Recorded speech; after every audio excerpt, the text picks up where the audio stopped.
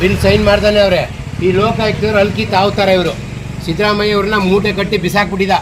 ಅವಾಗ SR ಹಿರೇಮಠ ಅವರು, ರವಿಕೃಷ್ಣ ರೆಡ್ಡಿ ಅವರು ಹೈಕೋರ್ಟ್ ಕೇಸ್ ಹಾಕಿ ಲೋಕಾಯುಕ್ತನ ಚೇತರಿಸಿ ಮತ್ತೆ ಓಪನ್ ಮಾಡಿಸಿದ್ರು. ಇದಕ್ಕೆ ಅಷ್ಟು ಅಯೋಗ್ಯರಾಗ್ಬಿಟ್ಟವ್ರು ಇವತ್ತು ಲೋಕಾಯುಕ್ತರು. ನಾವು ಬೈತಾ ಇದ್ದೀವಿ ಅಂತ ಏನು ಬೇಜಾರು ಮಾಡ್ಕೋಬೇಡಿ. ಅಯೋಗ್ಯ ಇವತ್ತು ಲೋಕಾಯುಕ್ತರು ಕರೆಕ್ಟಾಗಿದ್ದರೆ ಇವತ್ತು ಸಿದ್ದರಾಮಯ್ಯ ಫಸ್ಟು 2013ರಲ್ಲಿ ಲೋಕಾಯುಕ್ತನ ಕ್ಲೋಸ್ ಮಾಡಿ ACB ಅಂತ ಒಂದು ಸಂಸ್ಥೆನ ಹುಟ್ಟಾಕಿದ್ರು. ಇಂಥ ಅಯೋಗ್ಯ ಲೋಕಾಯುಕ್ತರಿಂದನೇ ಇವತ್ತು ವ್ಯವಸ್ಥೆ ಹಾಳಾಗೋಗಿರೋದು. ಕರೆಕ್ಟಾಗಿ ಭ್ರಷ್ಟನ ಹಿಡ್ಕೊಟ್ರು ಹಿಡಿದು ಕೇಸ್ ಹಾಕುವಂಥ ತಾಕತ್ತಿಲ್ಲ ಇವರಿಗೆ. ಅಲ್ಲಿ ಹೋಗಿ ಅಡ್ಜಸ್ಟ್ ಮಾಡ್ಕೊಂಡು ಬಂದುಬಿಟ್ಟಿರ್ತಾರೆ. ಇಂಥ ಅಯೋಗ್ಯ ಲೋಕಾಯುಕ್ತರು, ಬೇಜವಾಬ್ದಾರಿ ಲೋಕಾಯುಕ್ತರು ಅಂತ ಹೇಳಕ್ಕೆ ಇಷ್ಟಪಡ್ತೀನಿ. ಯಾಕೆಂದ್ರೆ ಇವತ್ತು ಕೇಸ್ ಹಾಕಿ ಲೋಕಾಯುಕ್ತ ಆಫೀಸ್ನ ಉಳಿಸಿದಂಥ ರವಿಕೃಷ್ಣ ರೆಡ್ಡಿ ಅವರು ಮತ್ತು SR ಹಿರೇಮಠ ಅವರು. ನಾವು ಬರಲ್ಲ ರೀ, ಎಷ್ಟು ಸತಿ ನೀವು ಬರಲ್ಲ ಬರಕ್ಕೆ ಹೇಳ್ರಿ ಅವ್ರಿಗೆ. 50 ಸರಿ ಡ್ಯಾನ್ಸ್ ಆಡಿಸ್ತೀರಿ. ಇವತ್ತು KEB ಲೋಕೋಪಯೋಗಿ ಇಲಾಖೆ ಹೆಸರಿನ ಬಗ್ಗೆ 6 ಸರಿ ಅರೆಸ್ಟ್ ಇದು ಮಾಡಿದ್ದಾರೆ, ತನಿಖೆ ಮಾಡಿದ್ದಾರೆ, ಮುತ್ಕೋಲ್ ಮಾಡಿದ್ದಾರೆ. 2000 ಕೋಟಿ ಹಗರಣ ಅಂತ ಹೇಳ್ತಾ ಇದ್ದಾರೆ. ಇವತ್ತು ಆಫೀಸಲ್ಲಿ ಕೂತ್ಕೊಂಡು ಪೇಪರ್ ಸೈನ್ ಮಾಡ್ತಾವ್ರೆ. ಇನ್ನೇನಕ್ಕೆ ಲೋಕಾಯುಕ್ತ ಬೇಕು? ಇನ್ನೇನಕ್ಕೆ ಸಂಬಳ ಕೊಡ್ಬೇಕು ಅವ್ರಿಗೆ? ಇನ್ನೇನಕ್ಕೆ ಜೀಪ್ ಕೊಡಬೇಕು? ಇನ್ನೇನಕ್ಕೆ ಬಂಗ್ಲೆಗಳು ಕೊಡ್ಬೇಕು ಅವ್ರಿಗೆ? ಊಟ ತಿಂಡಿ ನಮ್ಮದು, ಮೊಬೈಲ್ ಕಾರ್ಸು, AC ರೂಮು, ಒಳ್ಳೆ ಓಡಕ್ಕೆ ಇದು ಡ್ರೈವರು, ಸಂಬಳ ಪುಕ್ಕಟೆ ಸಂಬಳ ತಗೋಬೇಕು ಇವರು. ಭ್ರಷ್ಟರಿಗೆಲ್ಲ ಸಪೋರ್ಟ್ ಮಾಡಿಕೊಂಡು. ಇಂಥ ಲೋಕಾಯುಕ್ತ ಯಾವುದೇ ರೀತಿ ಚೇಂಜ್ ಆಗಬೇಕು ಅಂತ ವೆಂಕಟೇಶಲಮ್ಮ, ಸಂತೋಷ್ ಹೆಗಡೆ ಅವರು ಅಂತ ಇದರೊಳಗೆ ಇರೋಬೇಕು. ಅವ್ರು ತುಂಬ ಬೇಜಾರಾಗಿದೆ ಸಂತೋಷ್ ಹೆಗಡೆ ಅವರು.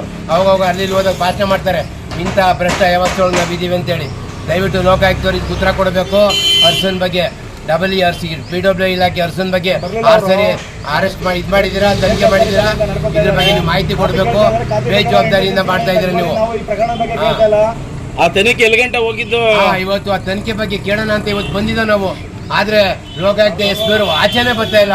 ಒಳ್ಳೆ ಈಗ ಮಕ್ಕಳು ಹೆಣ್ಮಕ್ಳು ಹೆರಿಗೆ ಆದಾಗ ಕೂಡಲ್ಲಿ ಕೂಡಾಕ್ತಾರಲ್ಲ, ಆ ಥರ ಒಳಗೆ ಕೂಡಾಕ್ಬಿಟ್ಟವ್ರೆ. AC ರೂಮ್ ಹಾಕಿ ಕೈಗೆ ಇದು ಮಾಡಿಕೊಂಡು. ಹಾಗಾಗಿ ನಾವು ಅಧಿಕಾರಿಗಳಿಗೆ ಮನವಿ ಮಾಡ್ತಾ ಇರೋದು ಏನು ಅಂದರೆ, ಸಾರ್ವಜನಿಕವಾಗಿ ಜನಸಾಮಾನ್ಯರು ಇಲಾಖೆಗಳಿಗೆ ಯಾವ ರೀತಿ ಬಂದು ದೂರನ್ನು ಸಲ್ಲಿಸ್ಬೋದು, ಯಾವ ರೀತಿ ನ್ಯಾಯ ಪಡ್ಕೋಬೇಕು ಅನ್ನೋದ್ರ ಬಗ್ಗೆ ವಿಚಾರಣೆಗಳನ್ನು ಕೊಡಬೇಕು.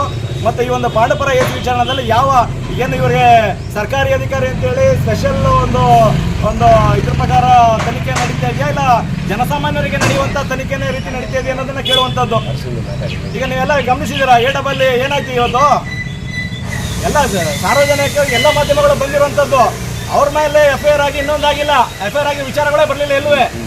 ಈಗ ಒಬ್ಬ ಪ್ರಾಮಾಣಿಕ ಅಧಿಕಾರಿಗಳನ್ನು ಉಳಿಸ್ಕೊಳ್ಳೋಕೆ ಇವತ್ತೊಂದು ಈ ವ್ಯವಸ್ಥೆ ಒಂದು ಪಡಪತ್ರ ಹಿತಾಸಕ್ತಿಗಳ ಅಥವಾ ರಾಜಕೀಯ ಪ್ರೇರಿತರ ಒಂದು ಬೆಂಬಲಕ್ಕಾಗಿ, ಅವರ ಒಂದು ಪ್ರೆಷರ್ಗಾಗಿ ಇವತ್ತು ಕೆಲಸಗಳನ್ನು ನಿಯಮಾನುಸಾರ ಕೆಲಸ ಮಾಡ್ತಾ ಇರುವಂಥದ್ದು. ಇದೊಂದು ರಾಜ್ಯದ ಒಂದು ವ್ಯವಸ್ಥೆ ಯಾವ ಮಟ್ಟಕ್ಕೆ ಹಾಳಾಗಿದೆ ಅನ್ನೋದನ್ನು ತೋರಿಸುತ್ತೆ. ಹಾಗಾಗಿ ಜನರಲ್ಲೇನೋ ಒಂದು ಕರ್ನಾಟಕ ಲೋಕಾಯುಕ್ತ ಮೇಲೆ ಒಂದು ವಿಶ್ವಾಸ ಇತ್ತು. ಆ ವಿಶ್ವಾಸವು ಕೂಡ ಇವತ್ತು ಎಲ್ಲ ಹೋಗ್ತಾ ಇದೆ, ಇವತ್ತು ಹಾಳಾಗ್ತಾ ಇದೆ.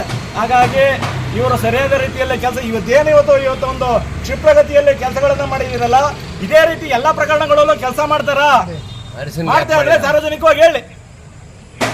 ಈಗ ಇವರನ್ನೇ ಲೋಕಾಯುಕ್ತ ರೇಡ್ ಆಗಿತ್ತು, PW ಹರ್ಷ ಅವರು ಅಂತ ಹೇಳಿದ್ರು. ಏನಾಯ್ತು ಅದು ಪ್ರಕರಣ? 6 ಬಾರಿ ಆ ಉದ್ದೇಶಕ್ಕೆ ಅವ್ರು ಬರ್ತಾ ಇಲ್ಲ ಹೊರಗಡೆ. ಇವ್ರು ಕೇಳ್ತಾರೆ ಪ್ರಶ್ನೆ, KRS ಪಕ್ಷದವರು, ಅದಕ್ಕೆ ಉತ್ತರ ಕೊಡಕ್ಕಾಗಲ್ಲ ನಾವು ಅನ್ನೋ ಒಂದು ಉದ್ದೇಶಕ್ಕೆ ಇವ್ರು ಬರ್ತಾ ಇಲ್ಲ ಜನ ಮುಂದೆ. ಸಾರ್ವಜನಿಕರಿಗೆ ಯಾರೋ ಕಂಪ್ಲೇಂಟ್ ಕೊಟ್ರೆ ಇವ್ರು ಯಾರೋ ಬಂದವ್ರಿಗೆ ನೀಟಾಗಿ ಕುಂತಿ ಬರ್ಸ್ಬೇಕು. ಎಲ್ಲದಕ್ಕೂ ಹೊರಗಡೆ ಕಳ್ಸ್ಬಿಡೋದು, ಹೋಗ್ರೆ ಅಲ್ಲಿ ಮಾಡ್ಸ್ಕೊ ಬನ್ನಿ ಇಲ್ಲಿ ಮಾಡ್ಸ್ಕೊ ಬನ್ನಿ ಅಂತ. ಈ ಕಂಪ್ಲೇಂಟ್ ಬೇಡ ಏನು ಬೇಡ ಅಂದ್ಬಿಟ್ಟು ತಿರ್ಗಿ ಅವ್ರು ಪೆರೆ ಹೇಳ್ಬೇಕು, ಪೆರೆ ತೆಗಿಬೇಕು ಜನಗಳು.